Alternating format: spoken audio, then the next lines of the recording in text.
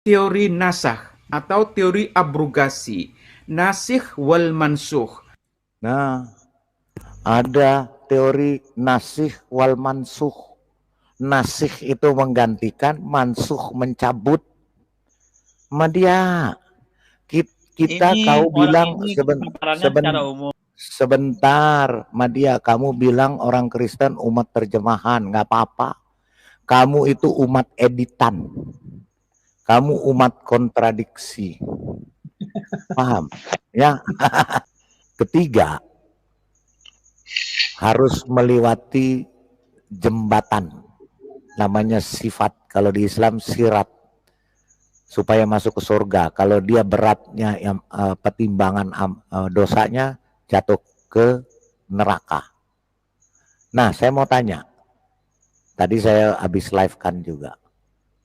Yang ngejiplak siapa kira-kira menurut Alberto? Siapa yang menjiplak dan siapa yang dijiplak? Oke lah. Oke, sejujurnya oke lah, agama saya yang menciplak lah itu dia. Ya, terima kasih. Itulah pengakuan jujur. Itu kalau mau. Shalom Bapak Ibu dan saudara-saudara yang dikasihi Tuhan Yesus Kristus. Penyesatan memang ada, tetapi cilakalah mereka yang membuat penyesatan itu. Iblis hadir menyerupai domba, tetapi oleh hikmat dan kasih karunia Roh Kudus yang menyertai kita, dari buahnya lah kita boleh mengerti dari pengajaran-pengajaran yang diberikan kepada setiap orang. Untuk itu Bapak Ibu dan Saudara yang dikasihi Tuhan Yesus Kristus, channel Hati yang Gembira hadir untuk menyangkal dusta, menyampaikan kebenaran, agar kebenaran itu semua orang boleh menerima dan semua orang boleh menerima keselamatan. Dukung terus channel Hati yang Gembira ini dengan cara like, komen, serta share. Kita simak setiap video yang ada dengan membuka hati, membuka mata, dan membuka telinga, supaya kita beroleh pengajaran dan pembelajaran dari setiap apa yang boleh kita simak.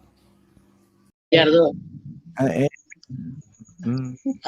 Julak, siapa yang bertakun tadi masalah umat terjemahan? Siapa yang bertakun tadi, Julak? Yang bertanya siapa? Ini Melki yang bertakun dos itu, ya. Oh iya. Mendengar kemudian dia jelaskan. Ya, aku mendengar apa penjelasan itu tentang. Ya, oke. Jadi maksudnya kayak ini Julak, kayak ini kawan lah dan sanak lah. Jadi maksudnya umat terjemahan kawan-kawan ini, kitab suci kawan-kawan itu kan Yesus itu kan orang Aramain, orang bahasa ya, orang Yahudi ya, Aramain. Nah, seharusnya kitab sucinya itu bukan Yunani, tetapi bahasa Ibrani atau Aramain. Itu maksudnya yang pertama. Maksud yang kedua, umat terjemahan di sini kawan-kawan itu setiap, kalau Al-Qur'an kan ada bahasa aslinya, original text-nya. Nah, tapi di kitab kawan-kawan itu tidak ada didampingi. Tidak ada di sampingnya itu kitab Injilnya, kitab PL-nya yang aslinya. Kalau bahasa Ibrani, bahasa Ibraninya ada. Ya siapa? Madia kecetakan yang baru. Yang sekarang ini kalau Madia lihat. Nah, ya, terus saja dulu ya. Didampingi gitu nah. Ya, taruh saja itu terus ya. Nah, Madia ada soal lihat kitab suci kawan-kawan itu berdampingan kayak Al-Qur'an tuh bahasa Arabnya ada, itu maksudnya. Yang kedua, itu tadi yang pertama diterjemahkan dalam bahasa Yunani, sedangkan Yesus itu orang Aramain kan, orang Yahudi. Kenapa ada bahasa Aramain atau bahasa Ibrani Injil itu maksudnya. Ya, oke, terima kasih. Gambarannya. Nah, kenapa malah pegang bahasa Yunani? Kenapa malah bahasa Yunani, bahasa penjajahnya gitu loh. Ya, ya sebentar aku bertakun dopian dulu. Itu saja maksudnya. Itu saja dan sanaknya. Itu. Ya, Madia, aku bertakun dua pian dulu. Seandainya di gereja kami pendeta memakai bahasa Aramaik, di gereja, kira-kira orang kepuas, orang semua itu tahu kada? Kayak aku nih, tahu kada bahasa Aramaik? Kayak Pak, Ngantuk tahu kae. kada? Bisa tahu, bisa Kayak juga. Pak, Kada mun kada belajar kada tahu, Madia gini mun kada belajar bahasa Arab kada tahu. Mun Madia kada belajar bahasa Arab kada tahu. Bisa juga kada kawan. Dan sanaklah bisa tahu bisa kada. Nah, ya, tapi ada pada belajar, umumnya bisa tahu dia tuh, ya, mun itu belajar. Mun kada belajar kada Kada. tahu. Mun kada Kada ada belajar. gunanya. kalau itu. kalau menurut aku dia 99% orang kada tahu. Kalau inya memakai bahasa Aramaik, semua dari Aramaik terus 99% orang Ya, kada tahu. bisa aja itu Apakah- kada apa-apa. apakah- Itu Sebentar pikiran dulu, kawan sebentar lah. dulu. Dan sanaklah pikiran Kada. anak apa. Sebentar dulu, apakah kami bisa pintar lah? Kira-kira bisa pintar lah kami. Coba. Nah, sekarang kalau Anda selalu ada terjemahannya. Kalau belajar, kenapa- banyak aja yang bisa. Bentar dulu. Palidara tuh tahu bahasa Ibrani kan. Palidara tahu juga Bukan. bahasa Yunani Ibrani. Palidara, Iya. Ibu Yunani siapa namanya? Ibu Hayani kan? Itu bisa juga. Banyak aja yang tahu bahasa Ibrani itu. Mau belajar Iya. kayak Palidara ini kan belajar bahasa Ibrani. Saya minta waktu dulu 1 menit. 1 menit saya minta bicara sama Madia. Madia, penduduk di Kenapa kawan pada Indonesia. dimasalahkan Sebentar, kawan-kawan sebentar, mengikuti saya bahasa minta penjajah? Ada jangan masalah dipotong. juga. Bahasa Saya- Romawi itu kan penjajah. Dengar, Yunani kan ada masalah Madia. juga kawan. Dengar. Ada masalah. Dengar Madia. dulu Madia, kalau orang Madia, nang saya mau lagi bicara berkata 1 tuh menit. kan Hargai yang mendengarkan. lebih tua dari kamu. Saya mau ngomong 1 menit sama kamu. Iya, Supaya kamu punya silakan, pemahaman. silakan kawan-kawan, silakan. Jangan dipotong ya. Gini, Madia. Kalau Alkitab itu tidak diterjemahkan, baik itu bahasa apapun itu, ya, tidak semua penduduk di Indonesia ini maupun di muka bumi ini yang punya kemampuan untuk dia sekolah atau belajar bahasa. Saya dulu belajar bahasa Inggris, saya harus mengeluarkan uang dari grade elementary sampai advance, itu menghabiskan uang pada tahun 86 itu uang saya habis kurang lebih 3 sampai 5 juta.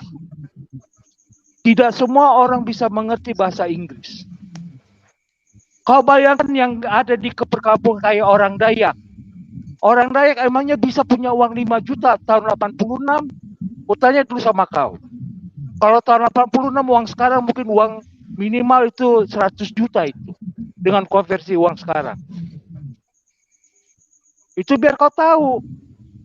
Makanya Alkitab itu diterjemahkan supaya yang membacanya, pengikutnya itu pada cerdas, pada mengerti, pada memahami. Silakan ditambahkan sama yang lain. Saya nyimak. Jangan jawabannya hanya Tuhan yang tahu. Nah, itu Oke. Iya. Oke. Iya, memang itulah media permasalahannya. Jadi bagi umat Kristen itu Alkitab itu harus dimengerti, bukan dibaca, dihafalkan tapi tidak mengerti. Tidak, terbalik Madia. Kami punya Alkitab tuh harus dimengerti dalam bahasa apapun juga kan ada kami ini. Bahasa daerah ada, bahasa daerah ini ada, bahasa daerah ini ada. Orang yang membaca Alkitab di daerahnya itu dia mengerti. Itu Madia yang punya kami itu karena Alkitab itu kan kabar baik, kabar keselamatan. Sama aja aku tadi Madia, aku nih rancak 4 buah nikam nang 4 buah nikam nang bahaul tuh habis dari awal sampai akhir bahaul tuh kada mengerti lalu aku apa nanti padahi guru kada tahu lalu bisa lah aku pintar. Itu maksudku Madia. Silakan Palidara. Oke. Ya, jadi gini Madia, dengarkan ya, jangan dipotong Ya, dulu. tambahin sedikit lah, Madia, Ikam tambahkan sedikit. Ikam dengar dulu, Ikam. Madia, kamu harus tahu ya di dalam zaman Yesus itu dipakai 3 bahasa. Bahasa Yunani sebagai bahasa dunia. Kalau sekarang bahasa Inggris, dulu bahasa Yunani, sampai ke Arab pun bahasa Yunani. Asal kamu tahu, ya, nggak percaya kita baca, kita lihat, ya, supaya Ikam ini kebuka otak Ikam no belajar. Terus kamu, pertama saya mau kasih tunjuk dulu, kamu bilang nggak ada Alkitab Indonesia bahasa Ibrani. Biarkan Pak Didara. Enggak, ya makanya saya mau tanya, ada nggak, Madia? Nih, Kamu baca. Jadi begini, kalau dan sanaklah, pada kisahkan dulu Sebentar, Yesus itu kan orang Yahudi, orang Aramain. Sebentar supaya Ikam paham. Kalau enggak, kamu kuturunin. Dengar dulu, jangan dipotong. Jangan. Kita berkisahkan aja berbagi wawasan. Kalau yang bujur, kenapa apa? Ayo kayak Pak maunya apa? Ikam berkesahan tapi kada mau kalah. Sebentar, nih. Kamu lihat coba ini. Apa maunya kayak Pak? Coba sebentar. Dia dengar maunya Pian kayak Pak? Coba maunya kayak Pak. Nih, kamu lihat ini. Ini bahasa maunya kayak apa apa? maunya? Sebentar, ini bahasa apa, Madia? Karena kelihatan ada muncul. Kamu lihat ini bahasa ada muncul apa? Di layar Madia. Ada muncul. Ini tuh bahasa apa? Kada muncul di layar Madia dan sana. Nah, coba bacakan aja, bacakan. Ikam bagaimana kada muncul terus Ikam Bungul Banar bagaimana membuktikan? Ini baca nih bahasa apa? Ini bahasa Indonesia, ini bahasa Ibrani. Ada Alkitab kalau mau. Nah ini ganalakan muncul sudah. Ganalakan muncul. Baca tuh. Ganalakan muncul sudah. Ganalakan tuh. Nah, Ikam baca nih bahasa apa? Kada bukan kayak itu maksudnya dan sana lah. Mari sampaikan itu biar paham, biar kada salah paham, Apa? Kada kelihatan kada kalau itu besar kalau mau. Ini baca nih bahasa ini bahasa Indonesia lawan bahasa Ibrani, apa lagi? Lah bahasanya ini. Bahasa Ibrani. Terus di sini sampingnya bahasa apa? Iya, bujur bahasa Ibrani. Sebelahnya bahasa apa? Bujur ini bujur. Ya, sebelahnya bahasa bujur apa? Ini bahasa Ibrani. Terus? Sebelahnya bahasa apa? Sebelahnya bahasa Indonesia. Pokoknya bahasa Latin lah, bahasa apa kada kelihatan itu. Kejadian tulisannya, kejadian. Bahasa Indonesia kejadian tulisannya kejadian. Iya, jadi Madia. Bahasa Indonesia. Saya mau kata covernya Bang, kejadian bahasa Indonesia betul. Ya. Cover depannya Bang, biar dia jadi kayak maksudnya dan sanak maksudnya kayak ini, Kada apa. Jadi maksudnya kayak ini dan sanak. Maksudnya kayak ini. Apa bahasa kada apa-apa. Jadi kamu dijelaskan, kamu menyerocos terus. Jadi kamu nggak pintar-pintar, Madia. Jadi poinnya saja, poinnya yang Madia ini fakta ya kawannya. Ini dan sanak fakta. Apa? Ya, apa? Jadi fakta saja kita, ada biar paham. Jadi maksudnya umat terjemahan di sini yang pertama. Jadi kalau salah luruskan dan sana kalau salah luruskan aja. Kalau salah. Yang pertama, tolong jawab nih. Yang pertama, Yesus orang Yahudi atau orang Aramain. Ternyata kitab sucinya diambil dalam bahasa penjajah, bahasa Yunani pada saat itu. Nah, pedomannya kan itu. Nah, diterjemahkan dalam bahasa Yunani. Itu kawan-kawan. Tapi poinnya diterjemahkan dalam bahasa Yunani Septuaginta. Itu faktanya. Madia, Ikam nih bungul benar. Saya mau jelaskan Pak Melki, suaranya geruk-geruk. Jadi ini diperbaiki dulu Pak Melki, atau di mute dulu. Ya, jadi begini Madia, ya Ikam nih lagi dijelaskan nyerocos saja kayak perempuan hilang susur, kayak nenek-nenek hilang susur. Silakan. Ya, makanya dengarkan. Saya bilang jangan dipotong. Saya bilang jangan dipotong dulu. Biar saya buktikan dan saya jelaskan kepada kamu. Kenapa Alkitab itu oleh para rasul ditulis dalam bahasa Yunani? Karena pada waktu zaman Yesus, itu setelah pembuangan di Babel, ya, para penerusnya, keturunannya macam Ikam ini, anak-anak mudanya itu sudah tidak bisa berbahasa Ibrani. Tidak bisa berbahasa Aramaik. Yang mereka tahu bahasa Yunani. Karena apa? Kita lihat di sini. Ya. Ini sejarahnya. Madia, kalau berbicara pakai sejarah. Jangan pakai congor. Kita lihat. Ya. Ini di sini. Ya. Bahasa yang ada di Kekaisaran Romawi pada waktu itu. Ya, bahasa-bahasa di Kekaisaran Romawi yang ada di seluruh dunia, termasuk di Arab, termasuk di Jazirah Persia, jajahan Romawi itu pasti pakai bahasa Yunani. Bahasa di Kekaisaran Romawi yang dominan adalah bahasa Latin dan bahasa Yunani. Tetapi bahasa-bahasa lain juga dituturkan di tingkat regional. Bahasa orang Romawi atau Yunani adalah bahasa Latin yang berfungsi sebagai bahasa kekuasaan atau bahasa dunia. Seperti sekarang kalau kamu ke seluruh dunia, kalau kamu nggak bisa bahasa Inggris, tinggal kamu bengong kayak monyet kehilangan itu apa giginya. Bahasa Latin sangat tersebar di Kekaisaran Romawi. Ya, terus dipakai di mana saja bahasa Romawi ini. Bahasa Yunani sudah menjadi lingua franca di wilayah Mediterania Timur dan Asia Kecil akibat penaklukan yang dilancarkan oleh Alexander Agung sebagai garis batas linguistik. Ya, jadi ketika Alkitab Perjanjian Baru ditulis, itu pakai bahasa Romawi atau bahasa Yunani. Karena penguasanya itu bahasa Yunani. Sama seperti sekarang.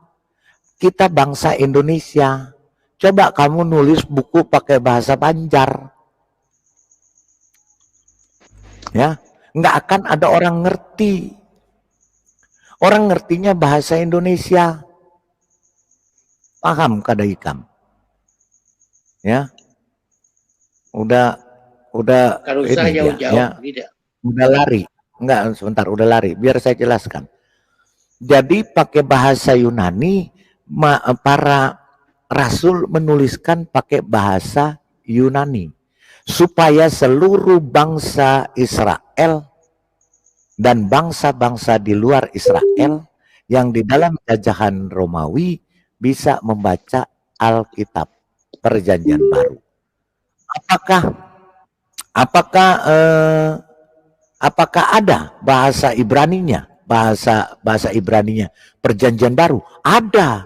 Jadi ketika ditulis di dalam bahasa Yunani, kemudian diterjemahkan ke bahasa Ibrani khusus untuk orang-orang yang masih mempergunakan bahasa Ibrani, tidak bisa menggunakan bahasa Yunani. Saya akan tunjukkan Alkitab Perjanjian Baru dalam bahasa Ibrani. Jadi masalahnya bukan terjemahan, yang umat terjemahan ikam dia. Ya. Kenapa bahasa? Bentar, dengar dulu, jangan potong, saya turunin kamu. Kenapa kalau sesuatu bahasa tidak mau diterjemahkan ke dalam bahasa, kalau Alkitab diterjemahkan ke dalam bahasa seluruh dunia, tetapi aslinya tetap ada dan tidak pernah berubah. Tapi kalau kitabmu Al-Quran tidak mau diterjemahkan ke dalam bahasa, kalau diterjemahkan ke dalam bahasa masing-masing, maka hancurlah Alkitabmu. Nah itu yang maksud kok, betul. Ketika suatu buku tidak mau diterjemahkan, atau suatu buku tidak mau dialihkan ke bahasa lain, berarti ada masalah dengan buku itu. Tepat. Betul, betul Pak Leda. Karena apa? Karena ketika diterjemahkan akan hancur buku itu. Makanya tidak boleh diterjemahkan. Ya, tetapi suka atau tidak suka, sekarang seluruh dunia menerjemahkan Al-Qur'anmu. Kalau kamu datang ke Inggris, Al-Qur'anmu diterjemahkan ke bahasa Inggris. Dan kamu bandingkan terjemahan bahasa Indonesia dengan bahasa Inggris, semua berbeda. Kalau kamu datang ke Spanyol, pertama kali penjajahan Islam ke Spanyol di Andalusia. Ya, itu penjajahan Islam pertama di Spanyol, belajar sejarah. Itu Al-Qur'an diterjemahkan ke bahasa Spanyol. Ketika ke bahasa Spanyol, banyak orang yang murtad. keluar. Karena apa? Kalau diterjemahkan Al-Qur'anmu, maka kamu hancur sendiri. Akurat, akurat. Percaya. Tapi Jadi Alkitab tambah jawab ya. Alkitab Baik, sebentar, Alkitab diterjemahkan ke seluruh bahasa di dunia, tidak ada yang berbeda. Dan seluruh sama-sama seluruh dunia sama artinya. Dan Oke, Alkitab mari tanggapi, aslinya mari tanggapi. ada. Terima kasih Jelak. Mari tanggapin. Ya, Oke, terima kasih. Pak. Mari tanggapin dulu ya. Ya. Jadi posisi Al-Qur'an itu tidak ada yang melarang mau diterjemahkan dalam bahasa apa saja. Itu Jadi tidak ada kamu melarang, boleh. jadi kamu umat terjemahan bukan? Tak akan kan dia sampaikan perbedaannya. Mengapa kawan-kawan disebut umat terjemahan tadi? Perbedaannya karena kitab suci kawan-kawan itu awal mulanya, itu tolong pahami. Awal mulanya itu Yesus Apa awal mulanya di mana? Awal mulanya tetap bahasa asli. Sebentar Ketika dulu, awal mulanya masuk ke Indonesia diterjemahkan ke bahasa Indonesia. Mau apa? sekarang LAI Iya. mengambil itu dari Septuaginta atau dari bahasa Enggak, LAI mengambil dari Alkitab aslinya. Kamu nggak? Iya, itu. sumber LAI mengambil dari Septuaginta atau dari posisi mana nih? Nggak, Dari sumber mana? ini dari kitab aslinya. Tolong dijawab dulu. Kenapa? Tolong dijawab. Enggak. Urut LAI mengambil sumber Septuaginta, datanya dari Septuaginta yang Oke, diterjemahkan. Al-Qur'anmu ditulis dari mana? Dari Nggak usah sumbernya lagi dari diuruskan mana? sana. Dan Enggak. Madia hanya meluruskan posisi Enggak, terjemahan ini. saya gitu. Madia, saya juga mau meluruskan kamu. Al-Qur'anmu itu ditulis dari mana? Sumbernya. Dari Mushaf Utsmani, Rasem Oh, Utsmani. Mushaf Utsmani udah nggak ada, udah dibakar. Rasem Mau Utsmani tahu masih ada sejarahnya? di Museum Madinah, Enggak, kawan-kawan bisa cek. saya tunjukkan sejarahnya ya, yang mengatakan sumber Rasem Islam. Utsmani masih bisa dilihat. Madia sudah pernah kok buat videonya. Nggak Kawan-kawan bisa. kunjungin di Museum Nah, Madinah. kamu dengar dulu ya. Ada bukti Kamu nyatanya. dengar dulu, Madia. Kamu dengar dulu. Ya, kamu dengar dulu. Al-Qur'anmu berbeda-beda. Kamu dengar dulu ya. Nggak usah Oke. lari ke sana dulu. Diam dulu. Sumber asalnya. Diam dulu, Madia. Kalau nggak saya turunin. Kamu dengar. Ya, kalau Anda lihat Quran yang ada di depan kita ini, kita yakini ini adalah kitab yang sama yang diproduksi pada periode Utsman bin Affan. Itu Rasem Utsmani. Dengar ya. Kamu dengar, pasang kupingmu. Kupingmu jangan kamu makan. Jadi pangsit. Kamu dengar dulu dan kamu perhatikan. Ya, lebih pintar dia daripada kamu. Ya, Iya, kamu dengar ya. tahu ini. Ya. Jangan Dengar. salah, kitab yang Kamu ada dengarkan Al-Quran dulu, yang ada jangan di ngoceh. depan kita itu diproduksi tahun 1924 di Kairo. Dan kenapa kemudian lahir menjadi kitab standar? Karena waktu itu, seperti halnya sekarang, Mesir itu menjadi kiblat orang-orang yang ingin mencari ilmu dari berbagai negara. Nah, para mahasiswa yang datang ke Mesir itu umumnya membawa Qur'annya sendiri-sendiri. Ada yang membawa dari Yaman, ada yang membawa dari Turki, dari Jakarta, dari Indonesia, dan dalam banyak edisi ada perbedaan-perbedaan. Dengar Madia, ada perbedaan-perbedaan. Karena bukan membaca, dengar dulu perbedaan isinya. Makanya Utsman kau nggak usah luruskan. Dia lebih pintar dari kau. Otak kau sudah kau tinggalkan di jamban. Ini PhD. Dia jauh lebih pintar dari kamu. Nggak perlu kamu luruskan, kamu dengar saja. Iya, atau kita skip Qur'annya. Karena ini kitab suci yang paling sensitif kita omongin. Ntar saya dibilang, ini kok mengkritik Al-Qur'an. Saya tidak mengkritik Al-Qur'annya ya. Ini harus Anda pahami. Yang saya persoalkan itu adalah sejarahnya. Sejarah teks, pemahaman historis kita tentang bagaimana Al-Qur'an ini terbentuk. Jadi jangan salah, nanti ada yang ngutip, ini katanya orang lahir di ngajar di barat mengkritik Al-Qur'an. Tidak benar, saya tidak mengkritik Al-Qur'an. Yang saya persoalkan adalah pemahaman historis kita tentang bagaimana Al-Qur'an sampai kepada kita sekarang. Itu yang menjadi concern saya. Ya. Nah, jadi seperti halnya kitab-kitab suci agama lain, Al-Quran pun sebenarnya formasinya atau kanonisasinya menjadi kitab yang ada sekarang itu terjadi secara gradual. Kalau Anda baca kitab Ibnu Abi Daud Al-Sijistani yang berjudul Kitabul Masahif, ya, bahkan judulnya saja menarik, Kitabul Masahif. Artinya Masahif itu jamak dari mushaf. Artinya lebih dari satu mushaf, ada banyak mushaf. Ya.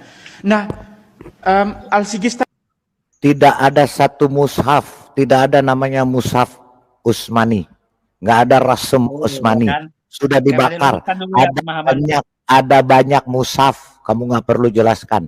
Ada banyak mushaf, makanya bingung. Makanya dikanonisasi tahun 1924 dijadikan satu supaya jadi satu. Ya, Madia, kamu dengarkan. ini bercerita tentang inisiatif dari khalifah kelima dari Bani Umayyah, namanya Abdul Malik bin Marwan. Jadi Abdul Malik bin Marwan, khalifah kelima dari Bani Umayyah, bersama gubernurnya di Irak bernama Hajjaj bin Yusuf, mereka berdua membentuk satu komite untuk mengedit Al-Quran. Al-Quran diedit, Madia. Al-Quranmu sudah diedit. Yang kamu baca itu hasil editan, bukan dari Rasem Utsmani. Ya, dengar. Coba bayangkan, proses editing Al-Quran itu masih terjadi pada masa Abdul Malik bin Marwan. Dan di antara anggota komite yang dibentuk oleh Abdul Malik bin Marwan ini, mereka berjumlah 6 orang, itu terjadi perdebatan tentang bagaimana ini dibaca, apa yang perlu dimasukkan, apa yang tidak dimasukkan. Ya memang ini kitab suci kita ya, masa iya Quran diedit gitu. Terus apa bahasa yang lebih sopan kira-kira? Mengedit Al-Quran itu kan berat sekali ya. Saya paham, Anda pasti susah menerima ini ya. Paham Tetapi gini lah, ulama-ulama awal itu masih berdebat tentang apa yang perlu dimasukkan, apa yang dihilangkan, apa yang salah, apa yang benar. Apa yang perlu dimasukkan, apa yang benar, apa yang harus dibuang, apa yang benar, apa yang tidak benar. Bukan Al-Quran. Nah, kamu dengarkan sudah dulu. diragukan ini Pak Lidar. Kau dengarkan, ya, Sudah yang bicara, diragukan. ya ini yang bicara ahlinya, kita bilang. Ya. Mereka dulu tuh terbiasa berdebat tentang ini. Kita yang hidup di abad 21 itu lebih picik pikiran kita. Kita lebih Picik. Memang Madiah otaknya picik, nggak mau menerima kenyataan bahwa Quranmu sudah diedit, ya, sudah diganti-ganti, sudah dirubah-rubah. tertutup. Ya. Maka Al-Quran ini sekarang menjadi kitab yang tidak mungkin kita otak-atik.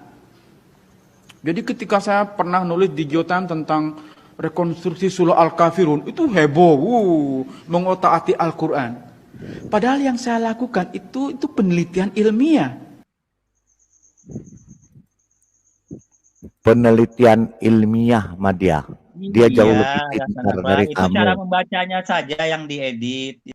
Yang bilang cara membacanya apa, isinya diedit. Di mana cara membacanya? Dengerin. Kau dengerin pakai kuping, makanya kupingmu jangan taruh di bokong. Ya, kamu dengerin. Yang mana cara bacanya? Ini diedit. Anggota komite yang dibentuk oleh Abdul Malik bin Marwan ini, mereka berjumlah 6 orang, itu terjadi perdebatan tentang bagaimana ini dibaca, apa yang perlu dimasukkan, apa yang tidak dimasukkan. Ya memang, ya ini kitab suci kita ya, masa iya Quran diedit gitu. Terus apa bahasa yang lebih sopan kira-kira? Mengedit Al-Quran itu kan berat sekali ya. Saya paham, Anda pasti susah menerima ini ya. Paham Dia paham. Sudah Kamu jelas susah. cara membaca. Kamu susah. Kamu susah menerimanya. Kamu otakmu nggak akan bisa menerima. Dengarin lagi. Tetapi gini lah, ulama-ulama awal itu masih berdebat tentang apa yang perlu dimasukkan, apa yang dihilangkan.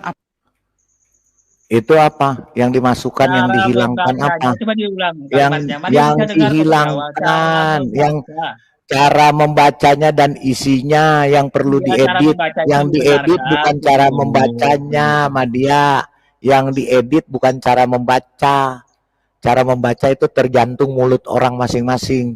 Tetapi Betul. isinya sudah diedit, ya. Betul. Apa Bukan yang cara salah, membaca. apa yang benar. Apa yang benar, apa yang Mereka salah. dulu tuh terbiasa berdebat tentang ini.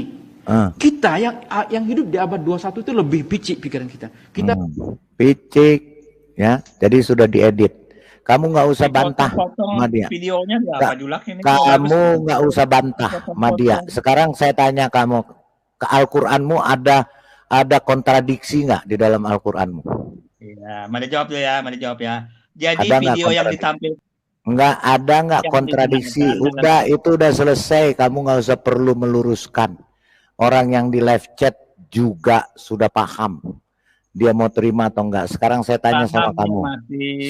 Kamu saya tanya, di Al-Qur'anmu ada kontradiksi apa atau tidak? Ya, kalau ada kontradiksi itu tidak mungkin terjadi, sudah dijamin oleh Sang Pencipta. Oke, kita dengarkan. Kita dengarkan, ya, kita dengarkan ahlinya yang berbicara.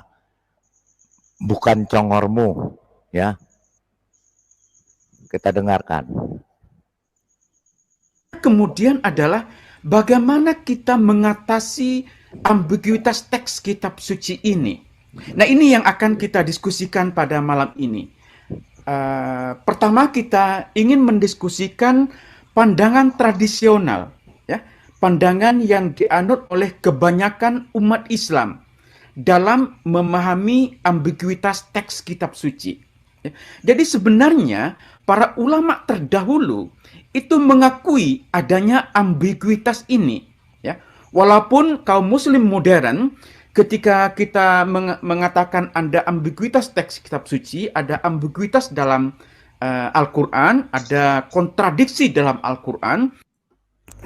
Coba Madia kamu tanggapin dia, ada kontradiksi Ya, dan saya tanggapin. ambiguitas dalam Ini Quran. Pak, oke, mari tanggapin. Orang seperti ini kan paparannya umum, tidak Paparan umum pala lu, dia pengajar. Ya, dia pengajar hukum Islam. Dia jauh lebih pintar dari kaum Madia. Dia saja mengatakan ada kontradiksi. Ulama-ulama terdahulu itu mengakui ada ambiguitas dan ada kontradiksi, tetapi mereka tidak masalah. Kamu dengarkan. Kata kontradiksi, ambiguitas atau ambivalensi itu cenderung direspon dengan sangat negatif. Ya. Bagaimana mungkin, ya, dalam Al-Quran itu ada kontradiksi, gitu. Adalah suatu sikap yang tidak tepat kalau kita menganggap dalam Al-Quran itu ada ambiguitas, ada ambivalensi dan seterusnya. Ini sebenarnya pandangan modern, orang-orang yang terlalu bersemangat dalam beragama, ya. Para ulama terdahulu itu tidak mempermasalahkan anggapan ada kontradiksi dalam Al-Quran. Karena itu, Madia, ulamamu yang terdahulu tidak masalah ada kontradiksi. Karena apa? Karena Tuhanmu pintar. Dia mengadakan nasah dan mansuh. Diganti. Yang ini dicabut, dibatalkan, diganti yang baru. Apakah itu Tuhan? Kalau firmannya digonta-ganti, dengarkan. Ulama terdahulu itu mengajukan solusi terhadap kontradiksi-kontradiksi dalam Al-Quran yang dikenal dalam bahasa Arab dengan istilah ta'arud, ya. Ada ta'arud, ada perbedaan, ada ambiguitas, ada kontradiksi. Nah, salah satu solusi yang diajukan ulama tradisional adalah dengan membaca Al-Quran itu secara kronologis, yaitu membedakan ayat-ayat dari sudut kapan ayat-ayat itu diturunkan. Maka kemudian kita mengenal bagian dari Al-Quran yang diturunkan di Mekah, yang kita sebut sebagai ayat-ayat Mekah atau surat-surat Mekah, dan ayat-ayat Madinah atau surat-surat Madinah. Nah, dari pembacaan yang bersifat kronologis seperti ini, membaca dari sudut pandang kapan ayat-ayat Al-Quran diturunkan, para ulama kemudian mengajukan teori nasakh atau teori abrogasi, nasikh wal mansukh. Nah, ada teori nasikh wal mansukh. Nasikh itu menggantikan, mansukh mencabut. Madia, kita Ini kau orang bilang ini paparannya secara umum. sebentar, Madia, kamu bilang orang Kristen umat terjemahan, nggak apa-apa. Kamu itu umat editan. Kamu umat kontradiksi. Paham? Ya. Paham, Madia?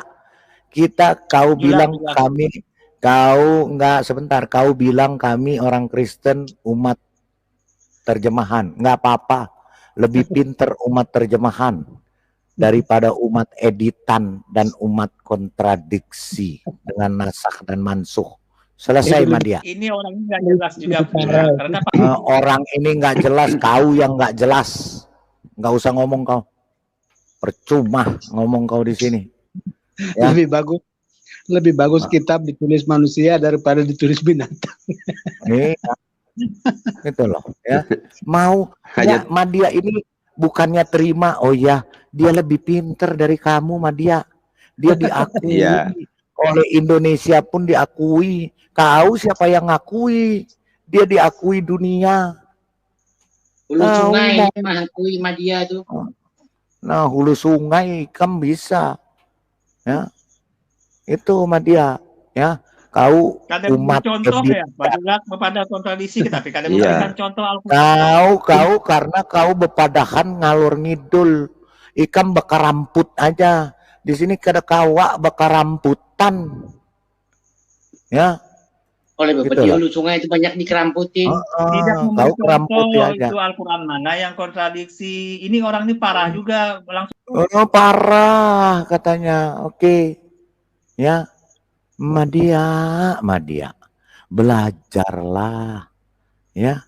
Belajar pintar Madia, jangan belajar terus.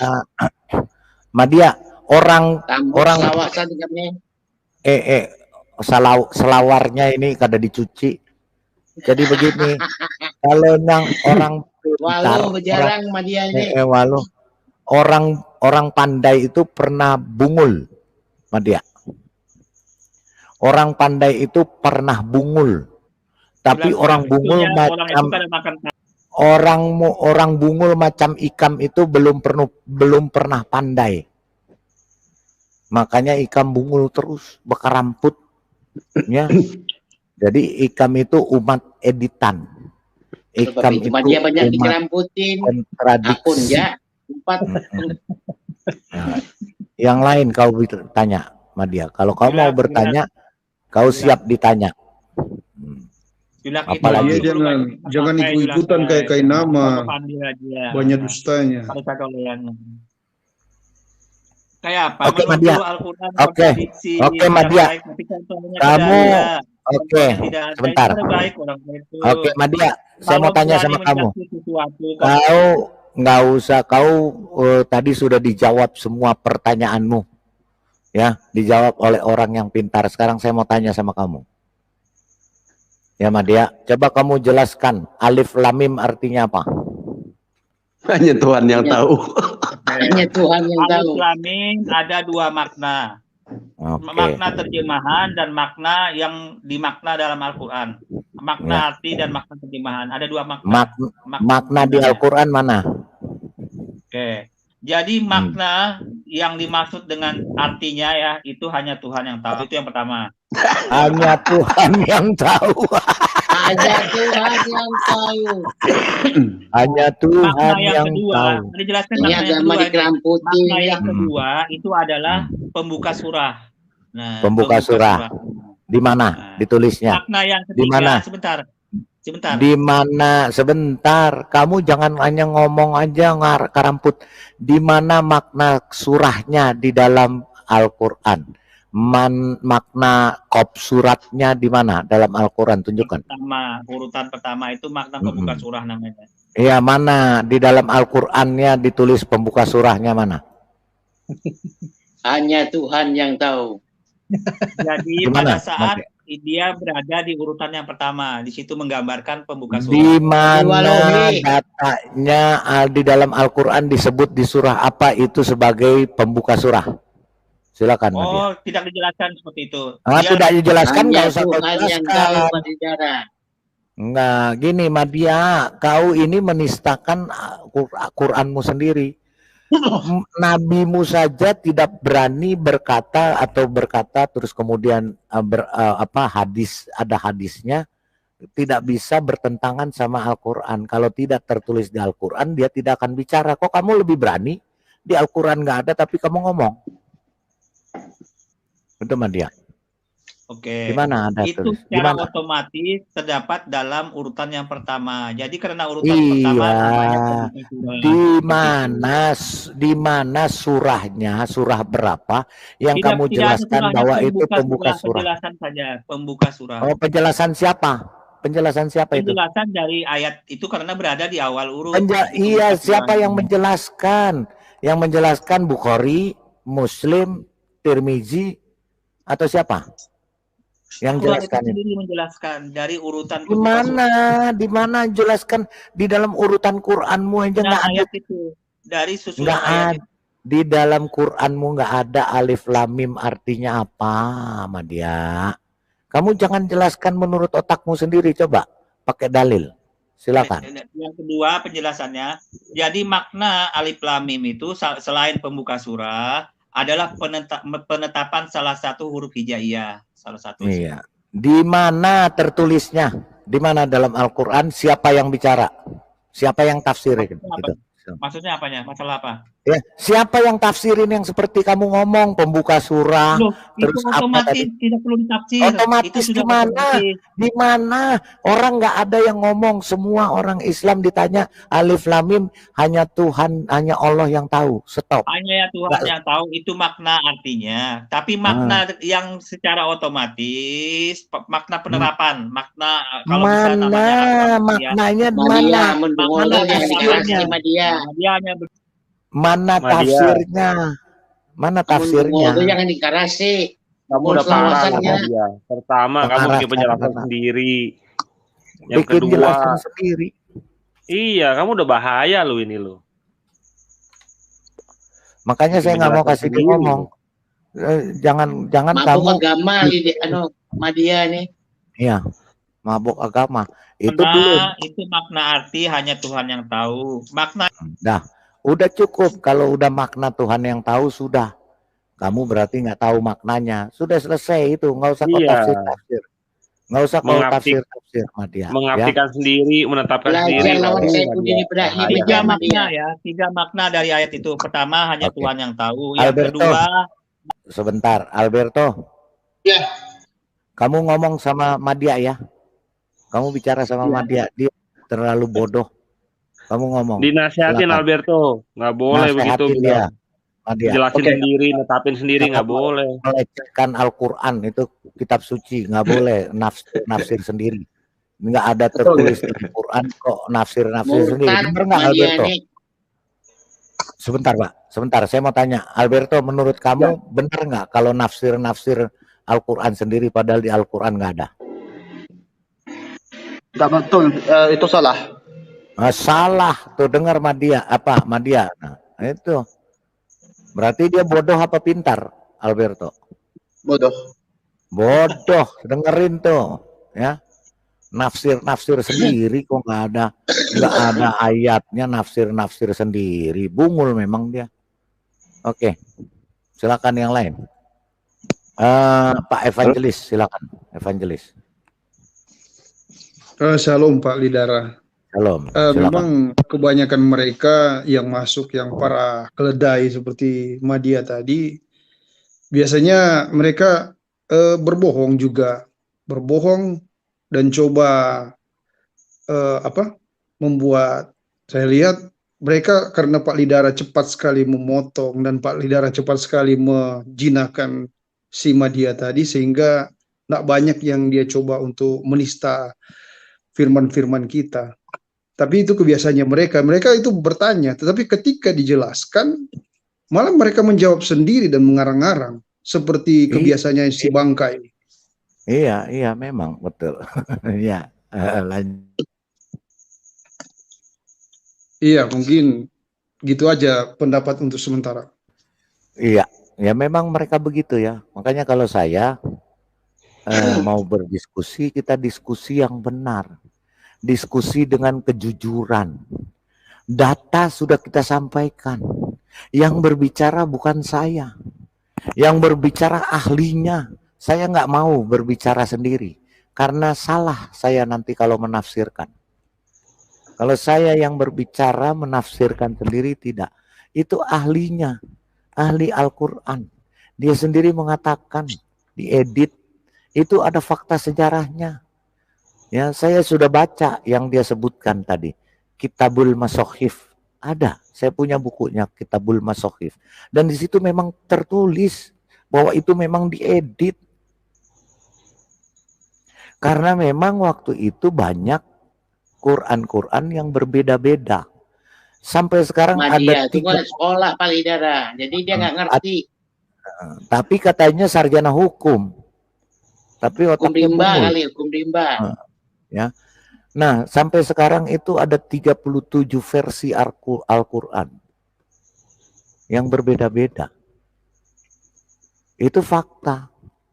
Jadi Bukan yang kata dipakai saya. yang mana Pak Lidara? Nah, makanya di kanonisasi di Mesir itu 1928 itu yang dipakai.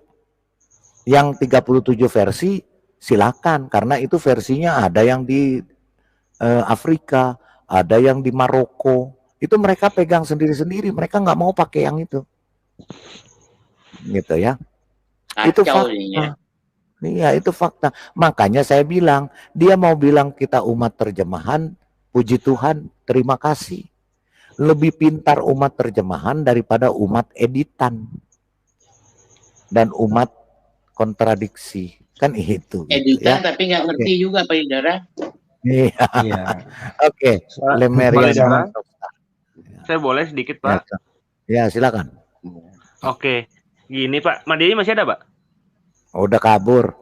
Oh, udah kabur lagi. Baru sih minta itu Pak, minta tolong dibukain tentang tadi ajaran Zoroaster.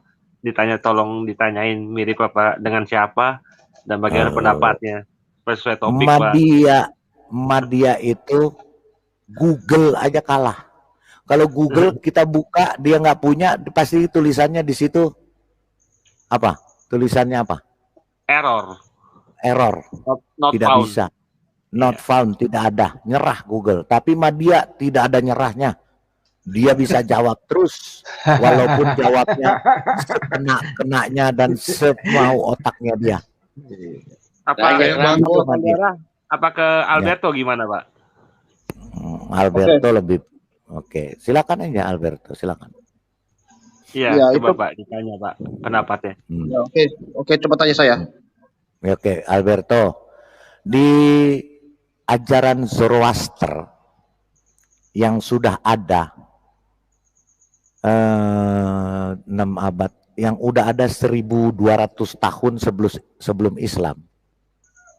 Sekali lagi ya Alberto, ajaran Zoroaster yang sudah ada 1200 tahun sebelum adanya Islam, sebelum adanya Muhammad. Itu sudah mengajarkan tentang bidadari. Kalau masuk ke surga akan diberikan bidadari, pertama. Terus kedua, masuk surga itu harus pakai pahala dan amal. Ketiga, harus melewati jembatan. Namanya sifat, kalau di Islam sirat. Supaya masuk ke surga. Kalau dia beratnya pertimbangan dosanya jatuh ke neraka. Nah, saya mau tanya. Tadi saya habis live kan juga. Yang ngejiplak siapa kira-kira menurut Alberto? Siapa yang menjiplak dan siapa yang dijiplak? Oke lah. Oke, sejujurnya oke lah, agama saya yang menciplak lah itu dia. Iya, terima kasih. Itulah pengakuan jujur. Itu kalau mau jujur. Karena memang Zoroaster sudah ada 1200 tahun pada abad ke-6 sebelum Masehi. Berarti abad 600 tahun 600 sebelum Masehi. Sedangkan Islam ada di abad ke-7 Masehi. Berarti 700 tambah 600 1300. 1300 tahun. Tetapi kok ada di dalam Al-Quran ajaran itu. Alberto ngakui berarti kitabnya dia yang menjiplak. Jujur dia. Terima kasih Alberto. Udah Lemerian Rockstar, silakan. Ya cukup Pak, cukup Pak. Thank you. Lanjut Pak yang John, lain. silakan. Ya, saya memang heran dengan yang namanya media ya, di mana-mana bicara yang selalu dibanggakan yaitu salah satunya bahasa ya. Dia merasa itu bahasa punya agama ya, itu agamanya dia ya. Itu aneh ya. Padahal sudah dijelaskan berkali-kali bahwa Islam itu Quran itu meminjam bahasa beberapa negara, banyak bahasa yang diambil sama dia tuh. Dan itu enggak, tapi herannya itu nggak pernah bisa ini, memang bungul kalau orang sana bilang, orang kita ini bilang bungul, dia ini nggak pernah mau pintar ya. Itu bisanya cuman bakar rambut ya, itu bisanya bohong saja, bisanya omong besar. Saya ucapkan terima kasih telah menonton video ini sampai habis. Dukung terus channel Hati yang Gembira dengan cara like, komen, dan subscribe. Tuhan Yesus Kristus memberkati kita semua. Amin.